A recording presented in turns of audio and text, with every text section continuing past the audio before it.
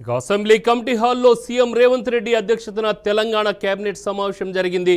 ఈ సమావేశంలో కొత్త రెవెన్యూ చట్టం, రికార్డ్స్ ఆఫ్ రైట్స్ బిల్లుకు ఆమోదం తెలపనున్నారు. పంచాయతీరాజ్ చట్ట సవరణ బిల్లుపై చర్చించనున్నారు. ఇద్దరు పిల్లల కంటే ఎక్కువ సంతానం ఉన్నవారు ఎన్నికల్లో పోటీ చేసేందుకు అనుమతించేలా సవరణలకు ఆమోద ముద్ర వేయనున్నారు. రైతు భరోసా పథకానికి సంబంధించి విధి విధానాలు ఖరారు చేసే అవకాశం ఉన్నట్లు సమాచారం. ఇక మంత్రిమండలి సమావేశానికి సంబంధించి మరింత సమాచారం మా ప్రతినిధి ధనుంజయ్ అందిస్తారు. ధనుంజయ్.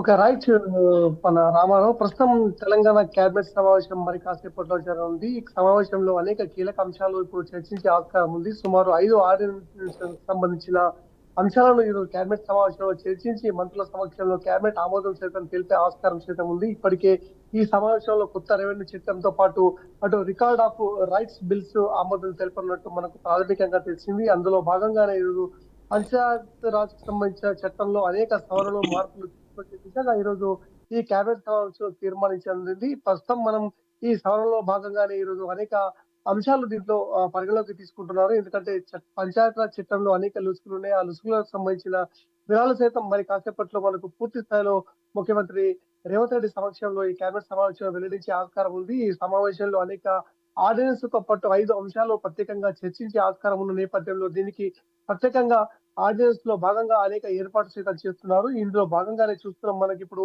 ఇద్దరు పిల్లల కంటే ఎక్కువగా సంతానం ఉన్న వారికి ఎన్నికల్లో పోటీ చేసేందుకు సైతం ఈ బిల్లులో ఒక ఆమోదం ముద్ర అది చేసే ఆస్కారం ఉంది. దీంతో పాటు వారు అనుమతి స్థానంతో పాటు ఆమోద ముద్ర వేయనున్న నేపథ్యంలో దాంతో పాటు రైతు భరోసా పథకాలకు సంబంధించిన ఆ సంబంధిత వివరాలు సైతం ఖరారు చేసే ఆస్కారం ఉంది. సో ఈ విధంగా చూస్తుంటే మనకు పంచాయతీరాజ్ చట్టంతో పాటు రైతులకు సంబంధించిన భరోసా, అదేవిధంగా అనేక అంశాలు సైతం ఈరోజు 5 ఆర్డినెన్స్‌లకు సంబంధించిన ఈ కేబినెట్ ఆమోదంలో తెలుపనున్న నేపథ్యంలో ప్రత్యేకంగా ఈరోజు మంత్రులకు సంబంధించిన దిశా నిర్దేశం సైతం ముఖ్యమంత్రి రేవంత్ రెడ్డి ఇస్తున్న నేపథ్యంలో ప్రత్యేక సమావేశంలో ఈరోజు సీసీఎస్‌లతో పాటు అనేక మంది మంత్రులు సైతం పాల్గొంటున్నారు. ఈ మంత్రులు పాల్గొంటున్న సమావేశంలో అనేక కీలక అంశాలు 5 ఆర్డినెన్స్‌లకు సంబంధించిన బిల్లులను ఆమోదించే ఆస్కారం ఉన్న నేపథ్యంలో దీనికి సంబంధించిన ప్రత్యేకంగా ఈరోజు మంత్రిమండలి సమావేశాల్లో మనకు ముఖ్యంగా దీంట్లో ఆమోద ముద్ర వేసే నేపథ్యంలో ప్రత్యేక సవరణలు సైతం తీసుకొచ్చే ఆస్కారం ఉంది. ఎందుకంటే గతంలో లేని విధంగా ఈరోజు